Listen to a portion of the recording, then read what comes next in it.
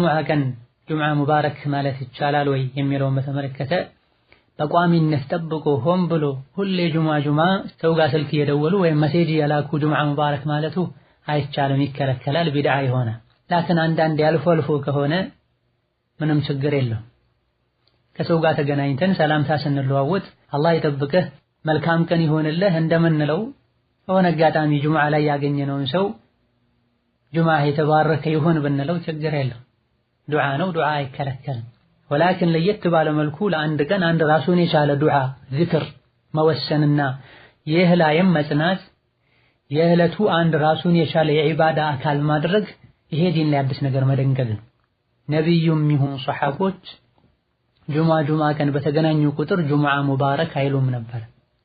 በዚህ መልኩ በቋሚነት ሁሌ ጁምዓ ሙባረክ ማለት ሱና ቢሆን እነሱ ያደርጉት ነበር። በመሆኑም ጁምዓ ቀን ነው ተብሎ ጁምዓ ሙባረክ ያሉ መሴጅ መላላክ ደውሎ ሰዎችን ጁምዓ ሙባረክ ማለቱ ቢድዓ ይሆናል። አልፎ አልፎ አንዳንዴ ከሆነ ዱዓ ነውና ችግር የለውም እንላለን። በጁምዓ ቀን ሱረቱ ካህፍን መጨረስ ግዴታ ነው ወይ? ሱረቱል ካህፍን መቅራቱ በመሰረቱ ዋጅብ አይደለም ሱና እንጂ። ነቢያችን ሰለላሁ ዐለይሂ ወሰለም የተለያዩ ሐዲሶች الذي صححه جمع من أهل العلم ሱረቱል ካህፍን ጁምዓ ቀን መቅራት አስፈላጊ እንደሆነ ጠቀሜታ አጅር እንዳለው ለሙእሚን ኑር ብርሃን እንደሚሆን ተናግረዋል። ሐሙስ ማታም ይቀራል። ጁምዓ ጎህ ከቀደደበት ጊዜ ጀምሮ የጁምዓ ቀን ፀሐይ እስክትጠልቅ ድረስ ባለው ጊዜ ካህፍን መቅራት ይቻላል። በላጩ አንድ ላይ ሳያቆራርጡ መቅራቱ ነው።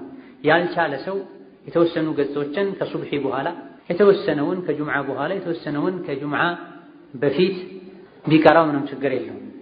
ስለዚህ ከጀመሩት አይቀር መጨረስ ነው። የተወሰነ ቀርቶ ቢያቆም ሱረቱል ካህፍን ቀርቷል አይባልም። መን ቀረአ ሱረተል ካህፊ አይ ኩለሃ ማለት ሱረቱል ካህፍን የቀራን የተባለ ሱረቱል ካህፍን ጁምዓ ቀን በመቅራት የተረተበውን የተነገረውን ምንዳ ጥቅም ለማግኘት ሙሉውን መቅራት ነዓም የግድ ነው አጅሩን ከፈለጉ።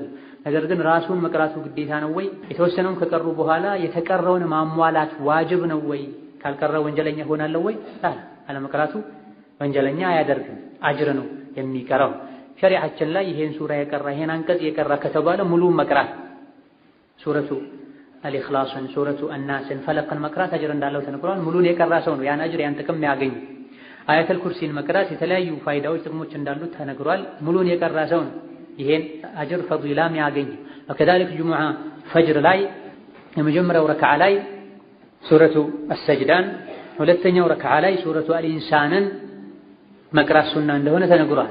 የመጀመሪያው ረክዓ ላይ ሰጅዳን ሙሉን የቀራ ሁለተኛው ላይ ሱረቱ ኢንሳንን ሙሉን የቀራ ሰው ነው ይሄን አጅር የሚያገኘው እንጂ አንደኛው ረክዓ ላይ የሱረቱ አሰጅዳን ግማሽ ሌላኛው ረክዓ ላይ የኢንሳንን ግማሽ ወይም ደግሞ ሁለቱም ረክዓ ላይ አንዱን ሱራ ቢቀራ አጅሩን አያገኘውም። ሙሉ ሲቀራ ነው አጅሩ የሚገኘው።